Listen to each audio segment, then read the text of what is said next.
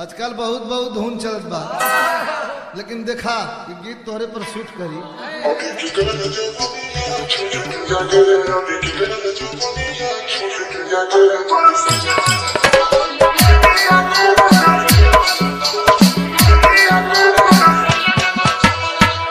तरक तो बड़ी पुरान लगल, लेकिन गीत का लहर आज इतना कौन गीत